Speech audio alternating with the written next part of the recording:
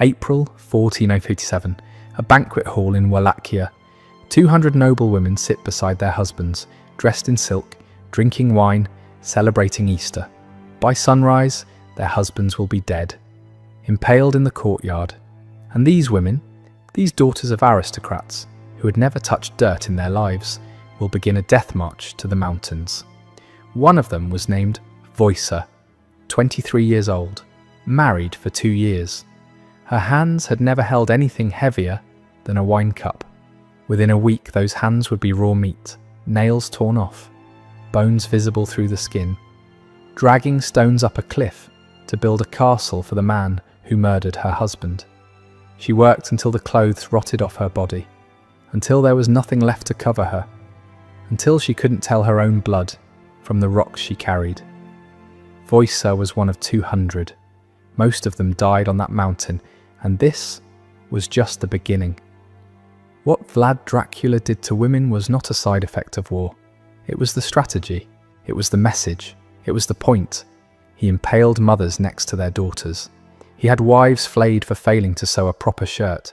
He turned female bodies into warnings so horrifying that the Sultan of the Ottoman Empire, the man who conquered Constantinople, took one look and turned his army around. Hollywood gave you a vampire who seduces women in castles. History gave you a monster who destroyed them in public squares. This is what really happened. Not to Vlad, to them. To the women history decided you should never know about. History remembers the monster. It forgets the victims. That's what we're here to fix. This is Crown and Dagger. If you want to support the channel, leave a like and subscribe so you don't miss what comes next. Now let me show you where this darkness came from, and why Vlad believed that destroying women was the key to absolute power. But where did this come from? Why women? Vlad spent 6 years as a child hostage in the Ottoman Empire. He watched, he learned. Terror was a tool, bodies were messages, and the fastest way to break a society was to break its women. When he returned to Wallachia, his father was dead. His older brother had been tortured and buried alive, betrayed by the very nobles they trusted. The boy who left was gone. What came back was something else. A man who believed controlling women meant controlling everything, and punishing women meant sending messages no one could ignore. So that's exactly what he did, starting with the wives of the men who killed his family.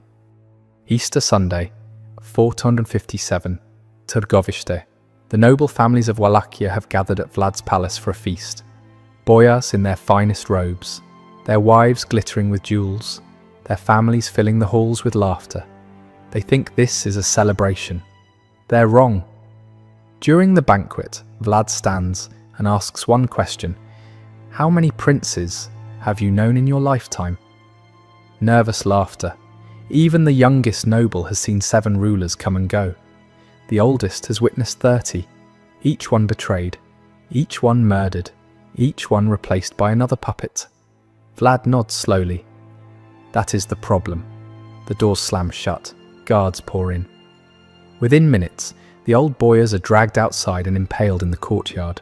The screams echo through the stone walls. Voica hears her father-in-law begging for mercy. Then silence. But for the young nobles and their families, Vlad has different plans.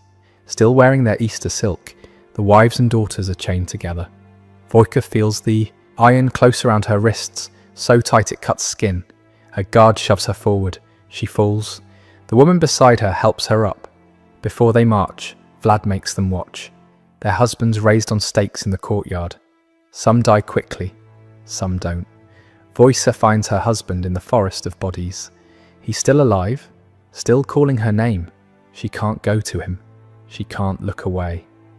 Then the march begins, 50 miles north, through forests, through mud, through rain. No food, no rest. Women who had travelled their whole lives in carriages now stumble barefoot over rocks. Some collapse on the first day. The guards don't stop. They drag them. When dragging becomes too slow, they leave them behind. The wolves do the rest. When they finally reach the ruins of Poenari Castle, Vlad is waiting. You will rebuild this fortress with your hands. According to the Cantacuzino Chronicle, They worked for months. The silk dresses went first, torn by stones, soaked with blood, rotted by rain, then the undergarments. Soon there was nothing left on their bodies. 200 noble women exposed to the sun and cold, carrying rocks up a mountain with their bare hands.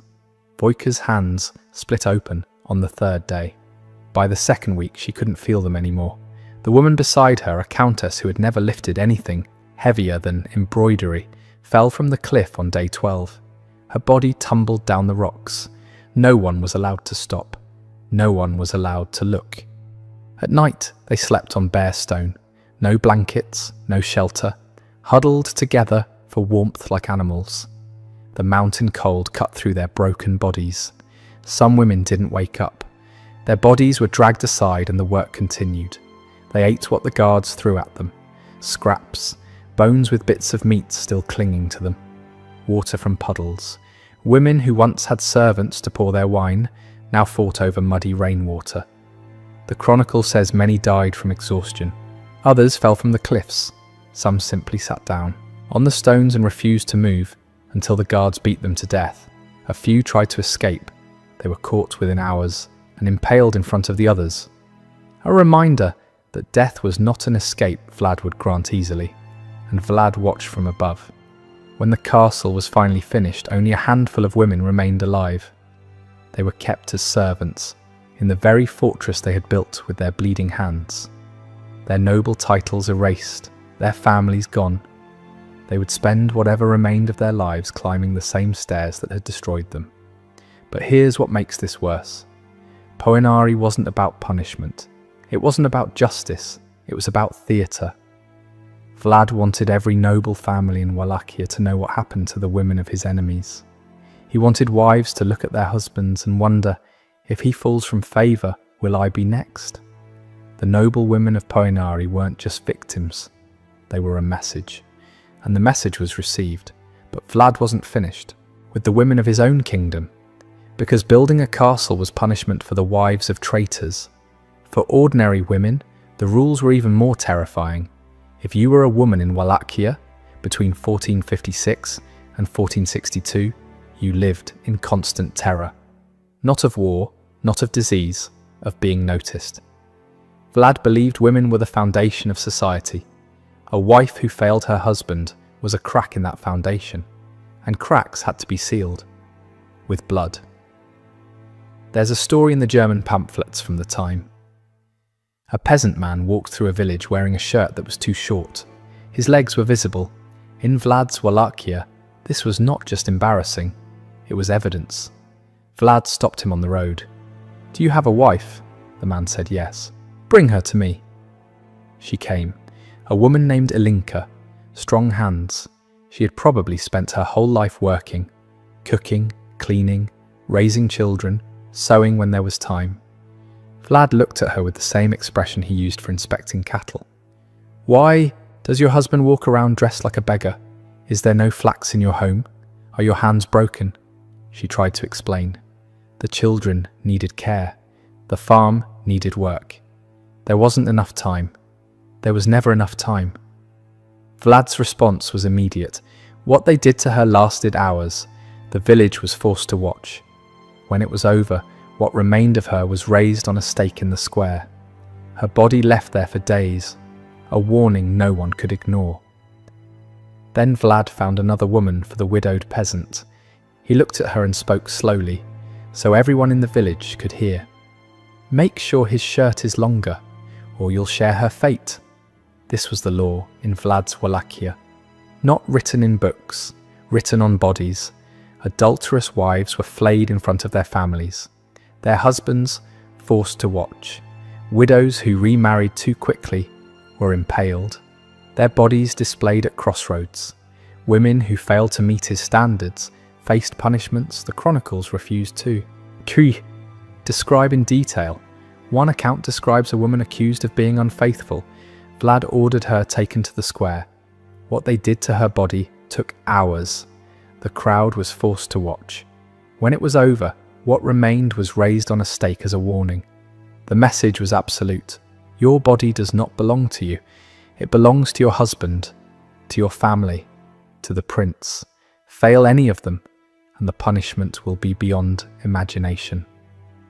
Women stopped leaving their homes unless necessary. Wives checked their husbands' clothing obsessively, terrified of a loose thread or a short hem. Mothers taught daughters that survival meant one thing: be invisible. This was not the reign of a vampire. This was the reign of a man who understood that the fastest way to control a population was to terrorize its women. Was Vlad a product of his brutal times, or something worse? Tell me what you think in the comments. But before you decide, let me show you what he did to the women of his enemies. Winter 1462. Vlad has crushed the boyars. His own people are frozen with fear. Now he turns south, toward the Ottoman Empire. This isn't a war of conquest. Vlad doesn't have the army for that. This is a war of messages, and he's going to write those messages on the bodies of the innocent. He crosses the Danube with his troops and moves through Ottoman territory village by village. What he leaves behind is silence. In a letter to King Matthias of Hungary, dated February 11th, 1462, Vlad wrote with the precision of an accountant.